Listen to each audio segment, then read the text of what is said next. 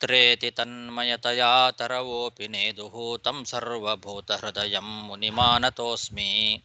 ಶ್ರೀಗುರುಭ್ಯೋ ನಮಃ. ಹರಿ ಓಂ. ಶ್ರೀಮದ್ಭಾಗವತದ ಅಷ್ಟಮಸ್ಕಂಧದ 7ನೇ ಅಧ್ಯಾಯದಲ್ಲಿ ಇವತ್ತು 9ನೇ ಶ್ಲೋಕ. ತಮುತ್ಥಿತಂ ವೀಕ್ಷ್ಯ ಕುಲಾಚಲಂ ಪುನಃ ಸಮುದ್ಯತಾ ನಿರ್ಮಥಿತುಂ ಸುರಾಸುರಾಃ ದಧಾರ ಪೃಷ್ಠೇನ ಸಲಕ್ಷಯೋಜನ ಪ್ರಸ್ತಾರಿಣಾ ದ್ವೀಪ ಇವಾಪರೋ ಮಹಾನ್.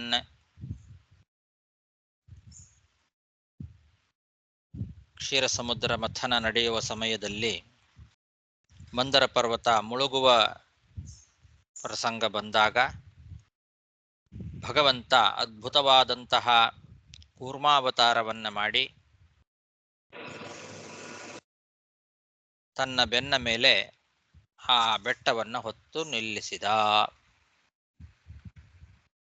ಆ ಮಂದರ ಎಂಬಂತಹ ಕುಲಪರ್ವತ ಮತ್ತೆ ಮೇಲೆ ಎದ್ದು ಬಂದದ್ದನ್ನು ನೋಡಿ ದೇವತೆಗಳು ಮತ್ತು ದಾನವರು ಪುನಃ ಮಥನ ಮಾಡಲಿಕ್ಕೆ ಎದ್ದು ಬಂದರು.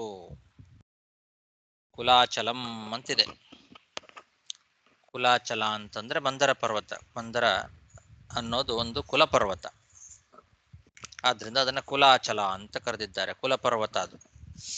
ಅಂತಹ ಪರ್ವತ ಮೇಲೆದ್ದು ಬಂದದ್ದನ್ನು ನೋಡಿ ಸುರಾಸುರಾಹ ನಿರ್ಮಥಿತುಂ ಸಮುದ್ಯತಾಹ, ಮತ್ತೆ ಕಡಿಲಿಕ್ಕೆ ಪ್ರಾರಂಭ ಮಾಡಿದರು. ಎಲ್ಲರೂ ಎದ್ದು ಬಂದರು. ಈ ಕೂರ್ಮ ದೊಡ್ಡ ದ್ವೀಪದಂತೆ ಇರತಕ್ಕಂತಹ ಆ ಒಂದು ಬೆಟ್ಟವನ್ನ ಹೊತ್ತುಕೊಂಡು ನಿಂತಿದ್ದಾನೆ. ಬಹಳ ವಿಸ್ತಾರವಾದದ್ದು, 1,00,000 ಯೋಜನ ವಿಸ್ತಾರವಾದಂತಹ ಬೆನ್ನಿನ ಮೇಲೆ ದೊಡ್ಡ ದ್ವೀಪದಂತೆ ಆ ಒಂದು ಬೆಟ್ಟ ಕಾಣಿಸ್ತಾ ಇದೆ. ಸಮುದ್ರದ ಆಳದಲ್ಲಿ 1,00,000 ಯೋಜನ ವಿಸ್ತಾರವಾದಂತಹ ಬೆನ್ನಿನ ಮೇಲೆ ಅದನ್ನು ಹೊತ್ತುಕೊಂಡಿದ್ದಾನೆ ಭಗವಂತ. ಅದು ನೋಡ್ಲಿಕ್ಕೆ ಸಮುದ್ರದ ಮಧ್ಯದಲ್ಲಿ ಒಂದು ದ್ವೀಪದಂತೆ ಕಾಣಿಸ್ತಾ ಇದೆ. ದ್ವೀಪ ಇವ ಅಪರೋ ಮಹಾನ್. ಅಂತಹ ಒಂದು ದೊಡ್ಡ ಬೆಟ್ಟವನ್ನ ಹೊತ್ತುಕೊಂಡು ನಿಂತಿದ್ದಾನೆ ಕೂರ್ಮರೂಪಿಯಾದ ಭಗವಂತ. ದೇವದಾನವರು ಮತ್ತೆ ಕಡಿಲಿಕ್ಕೆ ಪ್ರಾರಂಭ ಮಾಡಿದರು. ತಮುತ್ಥಿತಂ ವೀಕ್ಷ್ಯ ಕುಲಾಚಲಂ ಪುನಃ ಸಮುದ್ಯತಾ ನಿರ್ಮಥಿತುಂ ಸುರಾಸುರಾಃ ದಧಾರ ಪೃಷ್ಠೇನ ಸಲಕ್ಷಯೋಜನ ಪ್ರಸ್ತಾರಿಣಾ ದ್ವೀಪ ಇವಾಪರೋ ಮಹಾನ್.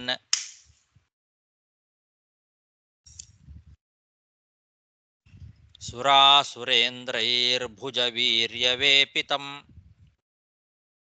ಪರಿಭ್ರಮಂತಂ ಗಿರಿಮಂಗಪೃಷ್ಠತಃ ಬಿಭ್ರತ್ತದಾವರ್ತನಮಾದಿಕಚ್ಛಪೋ ಮೇನೇಂಗಕಂಡೂಯನಮಪ್ರಮೇಯಃ. ಶುಕಾಚಾರ್ಯರು ಪರೀಕ್ಷಿದ್ರಾಜನಿಗೆ ಹೇಳ್ತಾ ಇದ್ದಾರೆ, ಎಲೆ ರಾಜನೇ,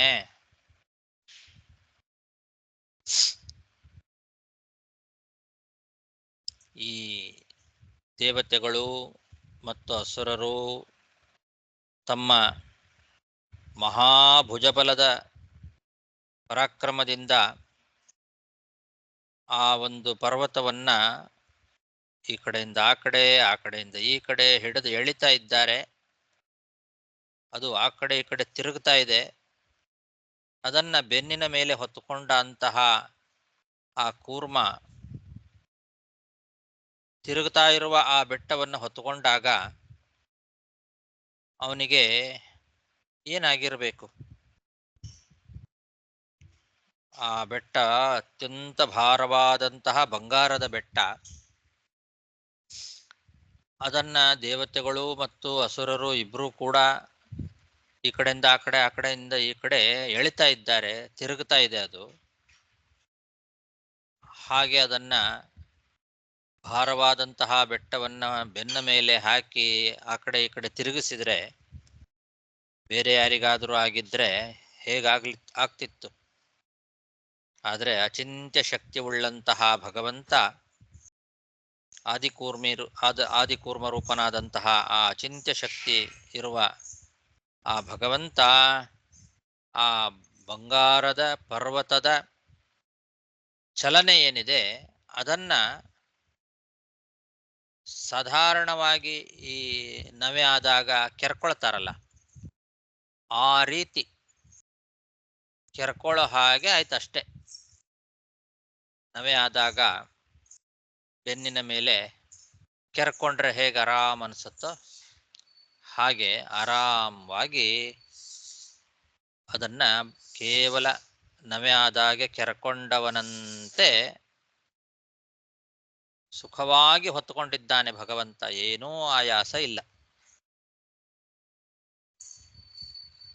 ಕಂಡೂಯನಂ ಅಂದಿದ್ದಾರೆ. ಅಂಗಕಂಡೂಯನಂ ಮೇನೆ ಬೆನ್ನು ತುರ್ಸ್ಕೊಳ್ತವೆಲ್ಲ, ಆ ಥರ ಅಷ್ಟೆ. ಬೆನ್ನಿನ ಮೇಲೆ ಹೊತ್ತುಕೊಂಡಿದ್ದಾನೆ, ಅದು ತಿರುಗ್ತಾ ಇದ್ರೆ ಆರಾಮವಾಗಿ ಬೆನ್ನು ತುರಿಸ್ಕೊಂಡಂಗೆ ಸುಖವಾಗಿ ಅದನ್ನ ಹೊತ್ತುಕೊಂಡಿದ್ದಾನೆ ಭಗವಂತ. ಅವನು ಅಪ್ರಮೇಯ, ಅಚಿಂತ್ಯವಾದ ಶಕ್ತಿ ಉಳ್ಳವನಾಗಿದ್ದಾನೆ. ಹಾಗಾಗಿ ಆರಾಮವಾಗಿ ಅದನ್ನು ಹೊತ್ತುಕೊಂಡಿದ್ದಾನೆ.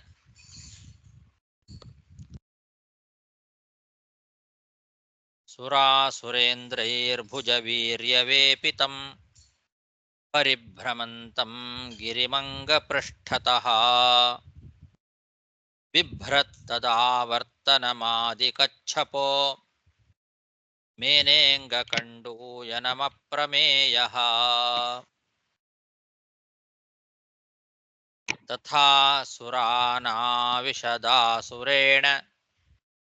ರೂಪೇಣ ತೇಷಾಂ ಬಲವೀರ್ಯಮೀರಯನ್ ಉದ್ದೀಪಯನ್ ದೇವಗಣಾಂಶ್ಚ ವಿಷ್ಣುಃ ದೈವೇನ ನಾಗೇಂದ್ರಮಬೋಧರೂಪಃ.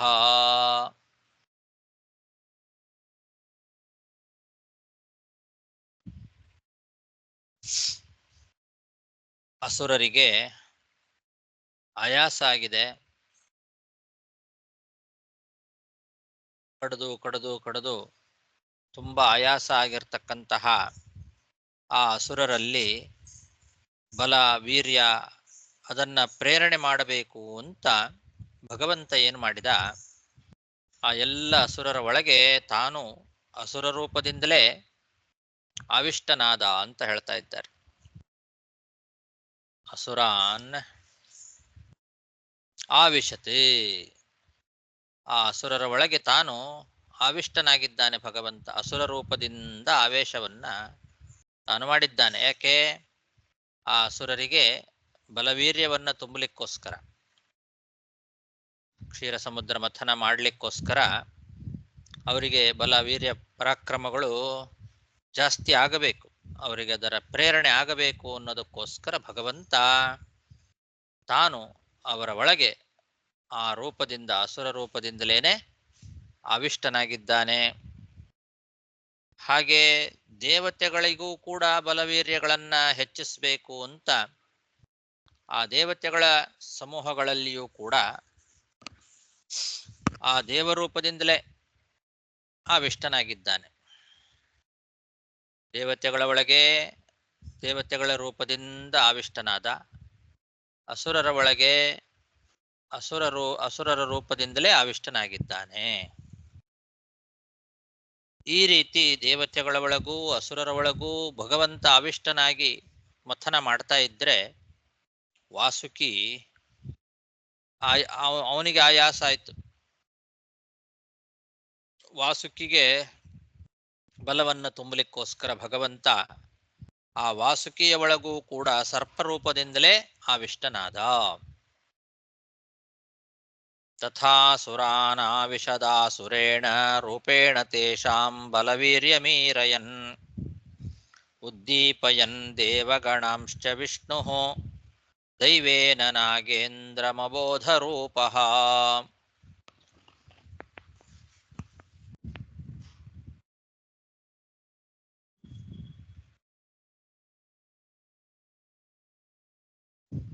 ಅಬೋಧ ರೂಪ ಅಂತನ್ನೋದಕ್ಕೆ ಅಬೋಧ ಅಂದ್ರೆ ಅಜ್ಞಾನ ಅಂತ ಅರ್ಥ. ಅಂದ್ರೆ ತಮೋಗುಣ ಪ್ರವರ್ತಕವಾಗಿರ್ತಕ್ಕಂತಹ ರೂಪ ಅಂತ ಇಟ್ಕೊಳ್ಬೇಕು. ತಮೋಗುಣ ಅಬೋಧ ರೂಪ ಅಂದ್ರೆ ತಮೋಗುಣ ಕಾರ್ಯ ಅಜ್ಞಾನ,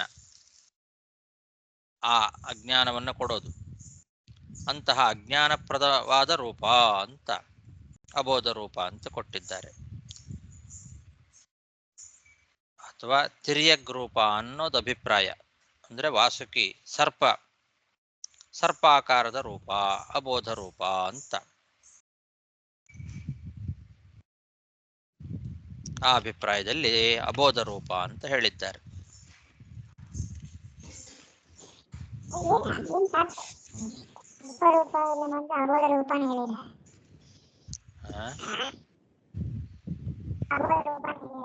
ಸರಿ ಕೇಳಿಸ್ತಾ ಇಲ್ಲ. ಯಾರು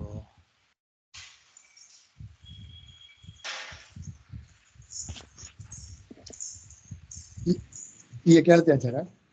ಇವಾಗ ಕೇಳ್ತದೆ. ಇಲ್ಲ, ಸರ್ಪರೂಪನ ಬಂದು ಅಬೋಧ ರೂಪ ಅಂದ್ರೆ ಈ ಅಬೋಧ ಅಂದ್ರೆ ಅಜ್ಞಾನ ರೂಪ ಅಂತ ಹೇಳ್ತೀವಿ. ಅದೇ ಅಜ್ಞಾನ ಪ್ರವರ್ತಕವಾದ ರೂಪ ಅಂತ ಅರ್ಥ ಬರೆದಿದ್ದಾರೆ.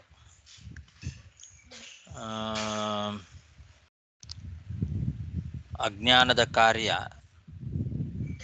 ತತ್ಕಾರ್ಯ ಅಬೋಧ ನ ವಿದ್ಯತೆ ಬೋಧ ತತ್ಕಾರ್ಯ ಜ್ಞಾನಂ ಯೇಷಾಂ ತೇ ತಥಾ ತಾನ್ ರೂಪಯತಿ ತತ್ತದುಪಾಯಂ ಬೋಧಯತಿ ಇತ್ಯಬೋಧ ರೂಪ. ಅಬೋಧೋ ಅಜ್ಞಾನಂ ಭವತಿ ಅಸ್ಮಾದಿತಿ ಅಬೋಧಃ ತಸ್ಮಾತ್ ಗುಣಃ ತತ್ ಪ್ರೇರಯತಿ ಇತ್ಯಬೋಧ ರೂಪ ವಿಷ್ಣುಃ.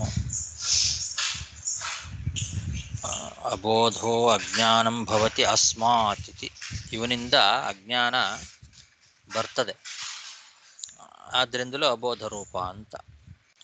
ಸರ್ಪಗಳನ್ನ ಸರ್ಪದ ರೂಪ ಅಂತ ಹೇಳಲಿಕ್ಕೆ ಅಬೋಧ ರೂಪ ಅಂತ ಹೇಳಿದ್ದಾರೆ.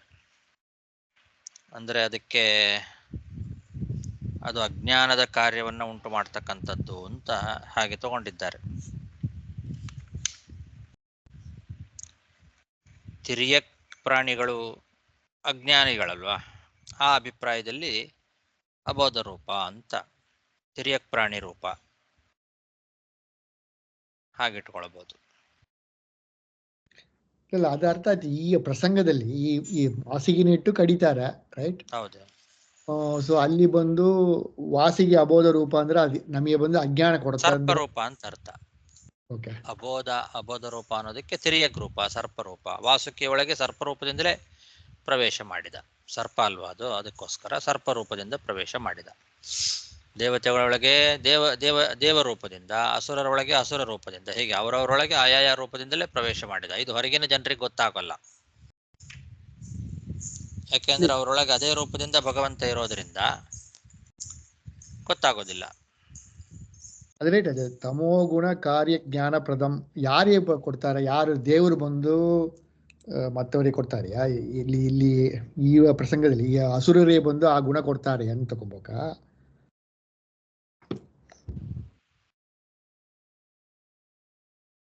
ಈಗ ಹಂಗಿಲ್ಲ. ಅದು ಸರ್ಪರೂಪ ಅನ್ನೋದನ್ನ ಅಬೋಧ ರೂಪ ಅನ್ನೋ ಶಬ್ದದಿಂದ ಹೇಳಿದ್ದಾರೆ. ವಾಸುಕಿ ಒಳಗೆ ಸರ್ಪರೂಪದಿಂದ ಪ್ರವೇಶ ಮಾಡಿದ ಅಂತ ಅಷ್ಟೇ ಅರ್ಥ. ಅಬೋಧ ರೂಪ ಅಂತನ್ನೋ ಶಬ್ದಕ್ಕೆ ಸರ್ಪರೂಪ ಅನ್ನೋ ಅರ್ಥ ಹೇಗೆ ಬಂತು ಅಂತ ಪ್ರಶ್ನೆ ಬಂದ್ರೆ ಅದರ ವಿವರಣೆ ಅದು. ಅದು ಸರ್ಪ ಅಂತ ಅನ್ನೋದು ಒಂದು ತಿರ್ಯಕ್ ಪ್ರಾಣಿ. ತಿರ್ಯಕ್ ಪ್ರಾಣಿಗಳು ಅಜ್ಞಾನ ರೂಪಗಳು, ಆದ್ರಿಂದ ಅಬೋಧ ರೂಪ, ಅಜ್ಞಾನದ ಕಾರ್ಯವಾದಂತಹ ರೂಪ, ಅದು ತಿರ್ಯಕ್ ಪ್ರಾಣಿ ರೂಪ ಅನ್ನೋ ಅರ್ಥದಲ್ಲಿ ಅಬೋಧ ರೂಪ ಅಂತ ಹೇಳಿದ್ದಾರೆ. ಇವ್ರಿಗೆ ಕೊಡ್ತಾನೆ ಅವ್ರಿಗೆ ಕೊಡ್ತಾನೆ ಅಂತ ಅರ್ಥ ಅಲ್ಲ.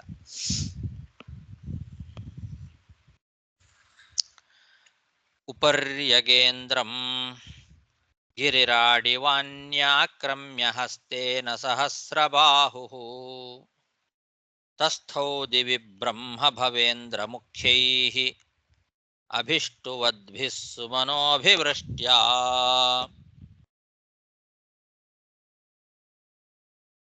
ಇನ್ನು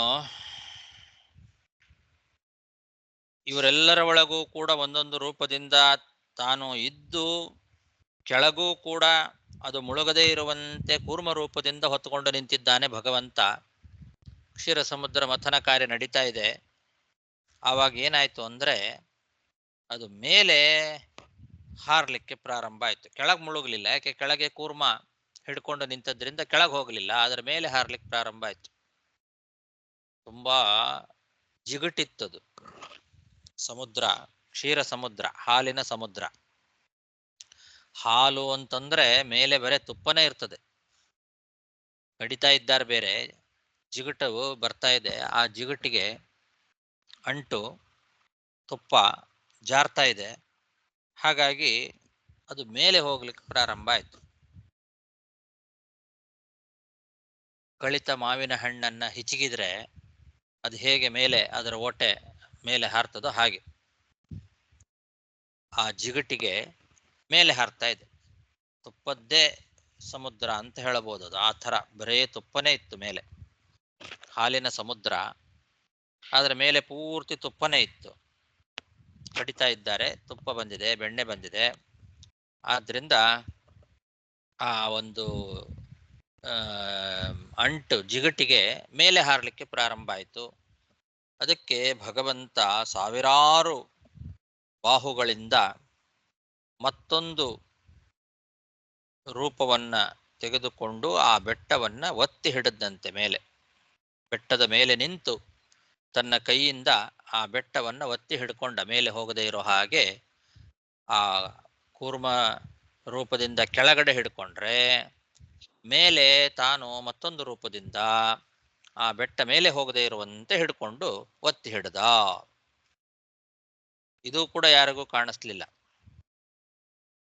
ಅಜಿತನಾಮಕನಾದ ಭಗವಂತನೇ ಮೇಲೆ ಕೈಯಿಂದ ಅದನ್ನು ಒತ್ತಿ ಹಿಡಿದಿದ್ದಾನೆ, ಅದು ಮೇಲೆ ಹಾರಿ ಹೋಗದೇ ಇರುವಂತೆ.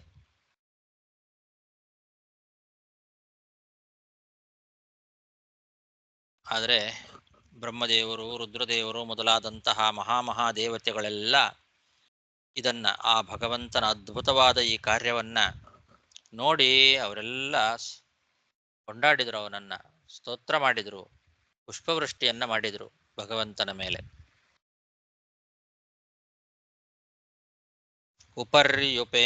ಉಪರ್ಯುಗೇಂದ್ರಂ ಗಿರಿರಾಡಿವಾನ್ಯಾಕ್ರಮ್ಯ ಹಸ್ತೇನ ಸಹಸ್ರಬಾಹುಃ ತಸ್ಥೌ ದಿವಿ ಬ್ರಹ್ಮ ಭವೇಂದ್ರ ಮುಖ್ಯೈರಭಿಷ್ಟುವದ್ಭಿಃ ಸುಮನೋಭಿವೃಷ್ಟ್ಯಾ.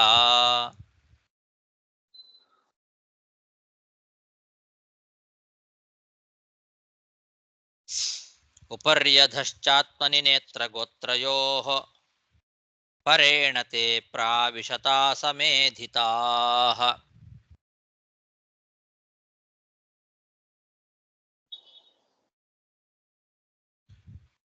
ಮಮಂಥುರಬ್ಧಿಂ ತರಸಾ ಮದೋತ್ಕಟಾಃ ಮಹಾದ್ರಿಣಾಕ್ಷೋಭಿತನಕ್ರಚಕ್ರಂ.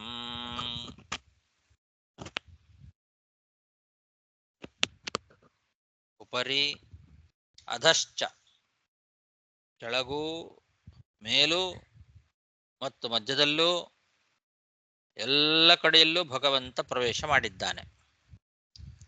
ಆ ಮಂದರ ಪರ್ವತವೂ ಕೂಡ ಇವರೆಲ್ಲರೂ ಸೇರಿ ಹಿಡಿದು ಹಿಚಕಿದಾಗ ಅದು ಪುಡಿ ಪುಡಿ ಆಗಲಿಕ್ಕೆ ಪ್ರಾರಂಭ ಆಯಿತು. ಆವಾಗ ಆ ಮಂದರ ಪರ್ವತದೊಳಗೂ ಕೂಡ ಪರ್ವತ ರೂಪದಿಂದಲೇ ಪ್ರವೇಶ ಮಾಡಿದ್ದಾನೆ ಭಗವಂತ.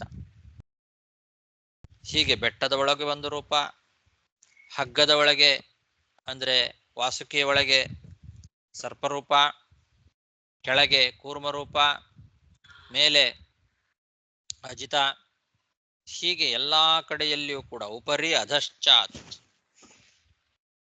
ನೇತ್ರ ಗೋತ್ರಯೋಃ ಪರೇಣ ಪ್ರಾವಿಶತಾ ಸಮೇಧಿತಾಃ. ಎಲ್ಲ ಕಡೆಯಲ್ಲೂ ಪ್ರವೇಶ ಮಾಡಿದ್ದಾನೆ ಭಗವಂತ. ದೇವತೆಗಳ ಒಳಗೆ ಅವರ ಬಲವನ್ನು ತುಂಬಲಿಕ್ಕೆ, ದೇವತೆಗಳ ಒಳಗೆ ದೇವರೂಪದಿಂದ, ಅಸುರರ ಒಳಗೆ ಅಸುರ ರೂಪದಿಂದ ಎಲ್ಲರ ಒಳಗೂ ಪ್ರವೇಶ ಮಾಡಿ ಕ್ಷೀರ ಸಮುದ್ರ ಮಥನ ಕಾರ್ಯವನ್ನ ಸುಮ್ಮನೆ ದೇವತೆಗಳು ಅಸುರರು ಸೇರಿ ಮಾಡಿದರು ಅಂತ ಅಷ್ಟೇ ಹೆಸರಿಗೆ, ಭಗವಂತನೇ ಮಾಡಿದ್ದು. ಎಲ್ಲರ ಒಳಗೂ ನಿಂತು ತಾನೇ ಕ್ಷೀರ ಸಮುದ್ರ ಮಥನ ಕಾರ್ಯವನ್ನ ಮಾಡಿದ್ದಾನೆ. ಆ ರೀತಿ ಕಡಿತಾ ಇದ್ರೆ ನೀರಿನ ಒಳಗೆ ಇರುವಂತಹ ಮೊಸಳೆ, ಮೀನು ಮೊದಲಾದಂತಹ ಜಲಚರ ಪ್ರಾಣಿಗಳೆಲ್ಲ ಕ್ಷೋಭೆಗೊಳ್ತಾ ಇದ್ದಾವೆ. ಆ ರೀತಿ ಮಾತ್ರ ಮಥನವನ್ನ ಮಾಡಿದ್ದಾನೆ ಭಗವಂತನೇ. ಎಲ್ಲ ಕಡೆಯಲ್ಲೂ ಕೂಡ ನಿಂತು ಕ್ಷೀರ ಸಮುದ್ರ ಮಥನ ಕಾರ್ಯವನ್ನ ನಡೆಸಿದ್ದಾನೆ. ಎಲ್ಲ ಜಲಚರ ಪ್ರಾಣಿಗಳು ಕೂಡ ಕ್ಷೋಭಿತಾ, ಕ್ಷೋಭಿತ ನಕ್ರಚಕ್ರಂ, ಕ್ಷೋಭಿತವಾದ ನಕ್ರಚಕ್ರ. ಎಲ್ಲ ಕಡೆಯಲ್ಲೂ ಕೂಡ ಎಲ್ಲ ಯಾವುದದು ಸಮುದ್ರದ ಒಳಗೆ ಇರುವಂತಹ ಪ್ರಾಣಿಗಳು, ಜಲಚರ ಪ್ರಾಣಿಗಳೆಲ್ಲ ಕ್ಷೋಭೆಗೊಳ್ಳುವಂತೆ ನಡೀತಾ ಇದೆ.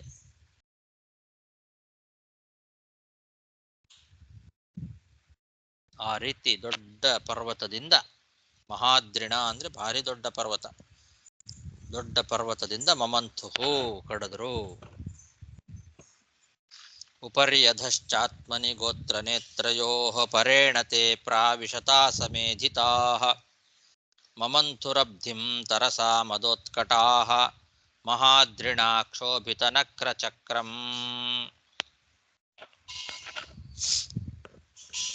ಅಹೀಂದ್ರ ಸಾಹಸ್ರಕರಾಲದಿङ्ಮುಖ ಶ್ವಾಸಾಗ್ನಿಧೂಮಾ ಹತವರ್ಚಸೋಸುರಾಃ ಪೌಲೋಮಕಾಲೀಯ ಬಲೀಲ್ವಲಾದಯೋ ದವಾಗ್ನಿದಗ್ಧಾ ಸರಳಾ ಇವಾಪತನ್.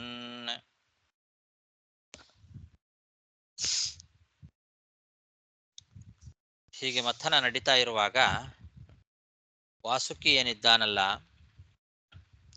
ಅವನು ಸಾವಿರಾರು ಹೆಡೆಗಳವನಿಗೆ, ಅವನ ಕ್ರೂರವಾದಂತಹ ಆ ಎಲ್ಲ ಮುಖಗಳಿಂದ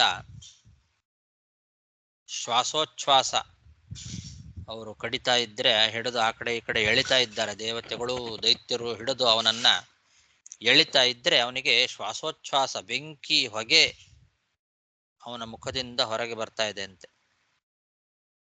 ಎಲ್ಲ ದಿಕ್ಕುಗಳಲ್ಲಿಯೂ ಕೂಡ ವಾಸುಕಿಯ ಉಸಿರಾಟ ಏನಿದೆ, ಆ ಉಸಿರಾಟ ಶ್ವಾಸೋಚ್ಛ್ವಾಸ, ಅದರಿಂದ ಬೆಂಕಿ ಹೊಗೆ ಎಲ್ಲ ದಿಕ್ಕುಗಳಲ್ಲಿಯೂ ಕೂಡ ಹರಡ್ತಾ ಇದೆ. ಸಾವಿರಾರು ಮುಖಗಳಿಂದ ಬಂದಂತಹ ಅಗ್ನಿ ಧೂಮ ಅದು ಎಲ್ಲ ಕಡೆ ಹರಡು ಬಿಡ್ತು, ಎಲ್ಲ ದಿಕ್ಕುಗಳಲ್ಲಿಯೂ ಕೂಡ. ಶ್ವಾಸಾಗ್ನಿ ಧೂಮಾಹತ ವರ್ಚಸಃ. ಅದರಿಂದ ಏನಾಯ್ತು ಅಂದ್ರೆ ಅಸುರರಿಗೆಲ್ಲ ಬಹಳ ಕಷ್ಟ ಆಯ್ತು. ಯಾಕೆಂದ್ರೆ ವಿಷದ ಒಂದು ಜ್ವಾಲೆ, ಬೆಂಕಿಯ ಜ್ವಾಲೆ, ಹೊಗೆಯ ಜ್ವಾಲೆ ಅದು ಮುಖದಿಂದ ಹೊರಗೆ ಚಿಮ್ತಾ ಇದೆ, ಸಾವಿರಾರು ಮುಖದಿಂದ ಚಿಮ್ತಾ ಇದೆ. ಅಲ್ಲೇ ಇದ್ದಾರೆ ಇವರೆಲ್ಲ, ಅಸುರರೆಲ್ಲ ನಮಗೆ ಮುಖ ಬೇಕು, ನಾವು ಬಾಲ ಹಿಡ್ಕೊಳ್ಳೋದಿಲ್ಲ ಅಂತ ಆವಾಗ ಮಾತಾಡಿದ್ರಲ್ಲ. ಇದರಿಂದ ಅವರಿಗೆ ತೊಂದರೆ ಆಯ್ತು. ಇವಾಗ ಇದಕ್ಕೆ ಭಗವಂತ ಆವಾಗ ನಸುನಕ್ಕದ್ದು, ಮುಗುಳ್ನಕ್ಕ ಅಂತ ಹೇಳಿದ್ರಲ್ಲ. ಮೊದಲು ಭಗವಂತ ಬಂದು ಮುಖದ ಕಡೆ ಹಿಡ್ಕೊಂಡಿದ್ದ, ಸುಮ್ಮನೆ ಇದ್ದಿದ್ರೆ ಈ ಕಷ್ಟ ಇರ್ತಿರ್ಲಿಲ್ಲ. ಬಾಲ ಹಿಡ್ಕೊಂಡಿದ್ರೆ ಇಷ್ಟು ಕಷ್ಟ ಆಗ್ತಿರ್ಲಿಲ್ಲ ಅಸುರರಿಗೆ. ನಾವು ಬಾಲ ಹಿಡ್ಕೊಳ್ಳಲ್ಲ, ಮಂಗಳ, ಹಾಗೆ ಹೀಗೆ ಅಂತೆಲ್ಲ ಮಾತಾಡಿ ಬಂದು ಮುಖ ಹಿಡ್ಕೊಂಡ್ರು. ಈಗ ಮುಖ ಹಿಡ್ಕೊಂಡದ್ರಿಂದ ಆದ ಪರಿಣಾಮ ಇದು. ಮುಖದಿಂದ ವಿಷದ ಜ್ವಾಲೆ ಹೊರಗೆ ಹೊಮ್ತಾ ಇದೆ. ಅವನು ಶ್ವಾಸೋಚ್ಛ್ವಾಸ ಮಾಡ್ತಾ ಇದ್ರೆ ಆ ಒಂದು ವಿಷದ ಜ್ವಾಲೆ, ಬೆಂಕಿ, ಹೊಗೆ ಹೊರಗೆ ಬರ್ತಾ ಇದೆ ಅವನ ಮುಖದಿಂದ. ಅದರಿಂದ ಅಸುರರಿಗೆ ತುಂಬಾ ಕಷ್ಟ ಆಯ್ತು. ಈ ಕಾಡಿಗಿಚ್ಚು ಹತ್ತುಕೊಂಡು ಉರಿತಾ ಇದ್ರೆ ಆ ಕಾಡಿನಲ್ಲಿ ಇರುವಂತಹ ಜನರಿಗೆ ಹೇಗಾಗತ್ತೆ, ಆ ಥರ ಆಯ್ತಂತೆ. ಪೌಲೋಮರು, ಕಾಲಕೇಯರು, ಬಲಿ, ಇಲ್ವಲ ಇವರೆಲ್ಲ ಇದ್ರಲ್ಲಿ ಅಸುರರಲ್ಲಿ ಅವರೆಲ್ಲ ಕಾಡಿಗಿಚ್ಚಿನಲ್ಲಿ ಸುಟ್ಟು ಹೋದ ಮರಗಳಂತೆ ಆಗಿಬಿಟ್ರಂತೆ. ಕಾಡಿಗಿಚ್ಚು ಹತ್ಕೊಂತು ಅಂದ್ರೆ ಆ ಮರಗಳು ಏನಾಗಬೇಕು, ಬೆಂಕಿಗೆ ಸುಟ್ಟು ಬೂದಿ ಆಗ್ಬಿಡ್ತವೆ. ಆ ಥರ ಇವರೆಲ್ಲ ಆ ವಾಸುಕಿಯ ಮುಖದಿಂದ ಬಂದಂತಹ ಶ್ವಾಸದ ಬೆಂಕಿ ಹೊಗೆ, ಅದರಿಂದ ಅವರ ಮೈ ಕಾಂತಿ ಎಲ್ಲ ಅಡಗಿ ಹೋಯಿತು. ಪೌಲೋಮ, ಕಾಲೀಯ, ಬಲಿ, ಇಲ್ವಲಾದಯ ಇವರೆಲ್ಲ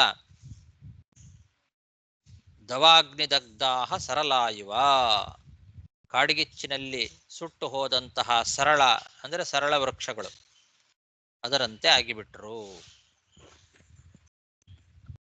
ಅಹೀಂದ್ರ ಸಾಹಸ್ರ ಕರಾಲದಿಗ್ಮುಖ ಶ್ವಾಸಾಗ್ನಿ ಧೂಮಾ ಹತವರ್ಚಸೋಸುರಾ ಪೌಲೋಮ ಕಾಲೀಯ ಬಲಿಲ್ವಲಾದಯೋ ದವಾಗ್ನಿದಗ್ಧಾ ಸರಲಾಯಿವಾಪತನ್ ದೇವಾಂಶ್ಚ ತಚ್ಛ್ವಾಸ ಶಿಖಾಹತ ಪ್ರಭಾನ್ ಧೂಮ್ರಾಂಬರಸ್ರಗ್ವರ ಕಂಚುಕಾನನಾನ್ ಸಮಭ್ಯವರ್ಷನ್ ಭಗವದ್ವಶಾಘನಾಃ ವೌಃ ಸಮುದ್ರೋಮ್ಯುಪಗೂಢವಾಯವಃ ವವುಃ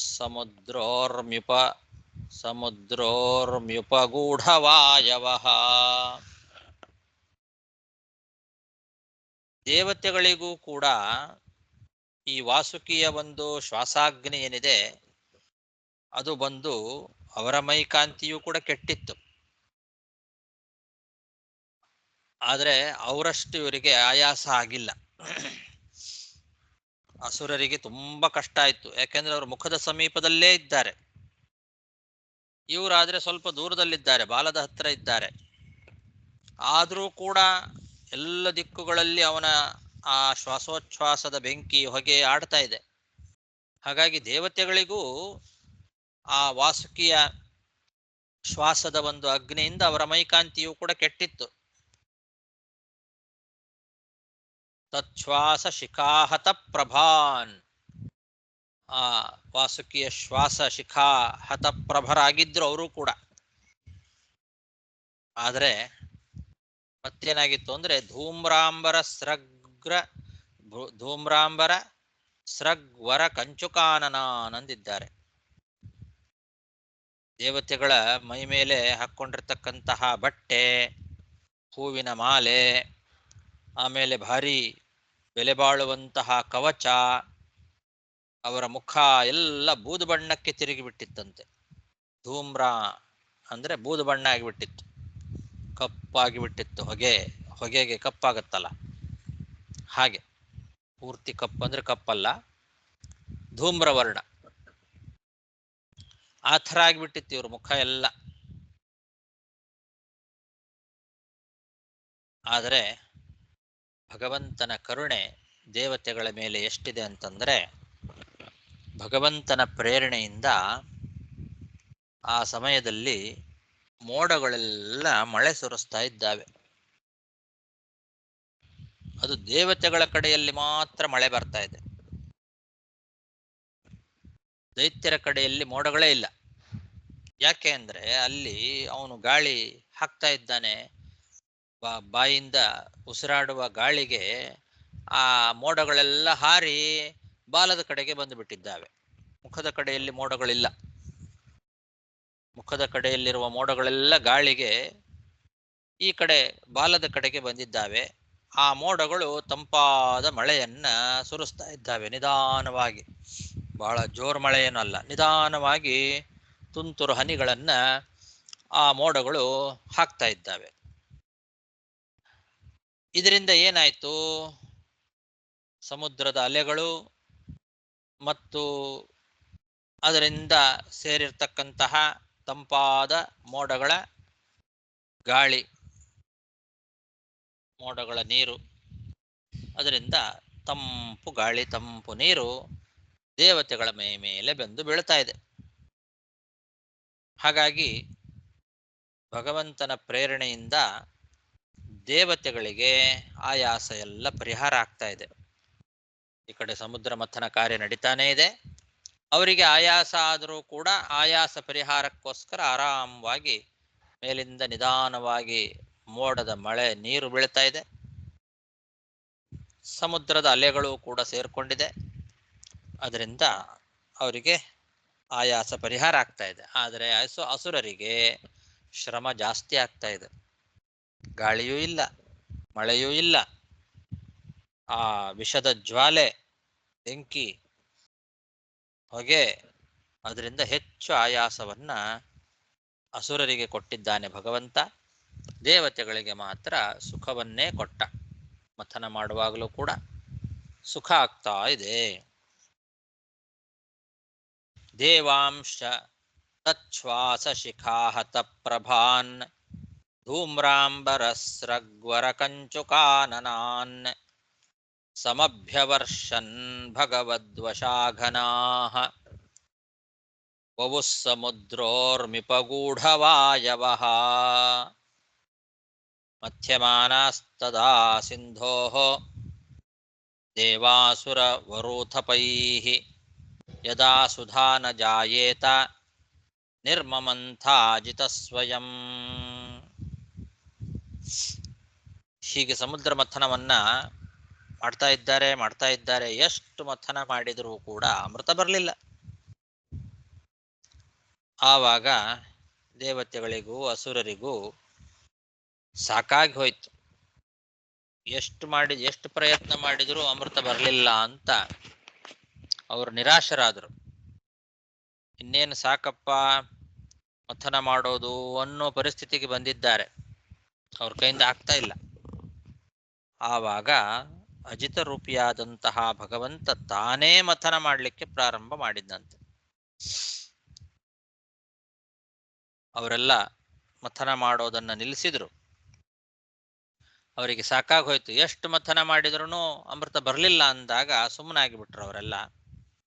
ಆವಾಗ ಸ್ವತಃ ಭಗವಂತ ತಾನೇ ನಿರ್ಮಮಂಥ ಆ ಸಮುದ್ರವನ್ನ ಮಥನ ಮಾಡಲಿಕ್ಕೆ ಪ್ರಾರಂಭ ಮಾಡಿದ್ದಂತೆ.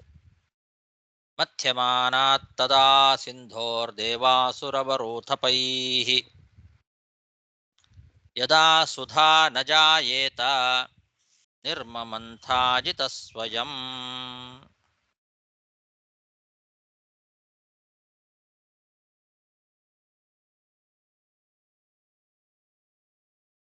ಟೈಮ್ ಆಯ್ತು, ಸಾಕು. ಶ್ರೀಕೃಷ್ಣಾರ್ಪಣಮಸ್ತು.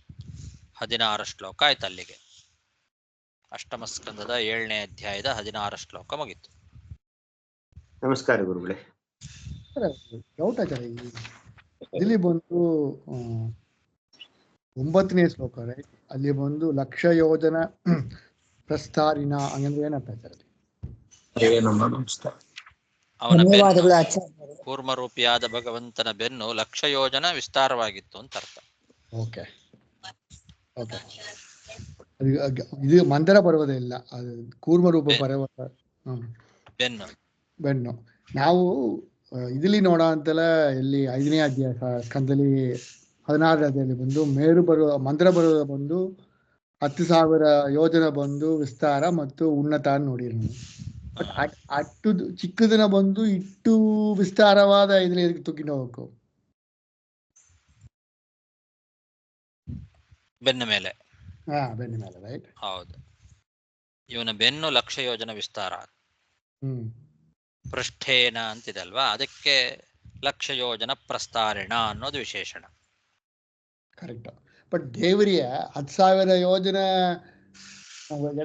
ಎತ್ತರ ಇರುವ ಮತ್ತು ಅಗಲ ಇರುವ ಆ ಮಂದಿರ ಬರುವುದನ್ನ ಲಕ್ಷ ಯೋಜನ ವಿಸ್ತಾರವಾಗಿ ಇದರಲ್ಲಿ ಇಟ್ಟು ತಗೊಂಡು ಹೋಗ್ಬೇಕು ಅಂತ. ಅವನ ಬೆನ್ನು ಲಕ್ಷ ಯೋಜನ ವಿಸ್ತಾರವಾಗಿತ್ತು. ಅದರ ಮಧ್ಯದಲ್ಲಿ ಸಣ್ಣದಾಗಿ ಒಂದು ಇತ್ತು ಅಷ್ಟೇ, ಪರ್ವತ ಚಿಕ್ಕದಾಗಿ. ಅದೆಷ್ಟಿದೆಯೋ ಅಷ್ಟೇ ಸಣ್ಣ ರೂಪ ತಗೊಳ್ಬೇಕು ಅಂತೇನಿಲ್ಲ. ಅದ್ಭುತವಾದ ಕೂರ್ಮ ರೂಪವನ್ನು ಭಗವಂತ ಧಾರಣೆ ಮಾಡಿದ. ಅದರ ಮಧ್ಯದಲ್ಲಿ ಇದು ಚಿಕ್ಕದಾಗಿ ಒಂದು ಪರ್ವತ ಅಷ್ಟೆ. ಪೆನ್ ಕಡಿಯುವಾಗ ಒಂದೇನೋ ತಗೊಂಡು ತೂರಿಸ್ಕೊಂಡಂಗೆ ಆಯ್ತು ಅಷ್ಟೆ. ಓಕೆ, ಆಯ್ತಾಯ್ತು. ಆಚಾರ್ಯ ಹಾ. ಆಚಾರ್ಯ ನಮಸ್ಕಾರ. ನಿಮ್ಮ ಇದು ರೆಕಾರ್ಡಿಂಗ್ ಈಗ ಯೂಟ್ಯೂಬ್ ಅಲ್ಲಿ ಬರ್ತಾ ಇಲ್ವಾ ಈಗ? ಹೌದು. ಕಂಟಿನ್ಯೂಸ್ ಬರೋದಿಲ್ವಾ ಈಗ ಅದು? ಹಾ, ಇನ್ನು ಮೇಲೆ ಹಾಕ್ತೇನೆ. ಹಾ ಸರಿ, ತುಂಬಾ ಧನ್ಯವಾದಗಳು, ಒಳ್ಳೆ ಕೆಲಸ ಮಾಡಿದ್ರೆ ಸರ್, ತುಂಬಾ ಸಂತೋಷ. ನಮಸ್ಕಾರ. ಅರೆ ಅರೆ ಏನು ವಿಡಿಯೋ ಆಫ್ ಮಾಡ್ಕೊಂಡ್ ಬಿಡ್ರಿ, ಯಾವಾಗ್ಲೂ ವಿಡಿಯೋ ಯಾರು ಆನ್ ಮಾಡ್ಕೊಳ್ಬೇಡ್ರಿ ಪಾಠ ಆಗುವಾಗ. ಹಾ ಸರಿ ಸರಿ. ಹರೇ ನಮಃ, ಧನ್ಯವಾದಗಳು, ನಮಸ್ಕಾರ. ನಮಸ್ಕಾರ.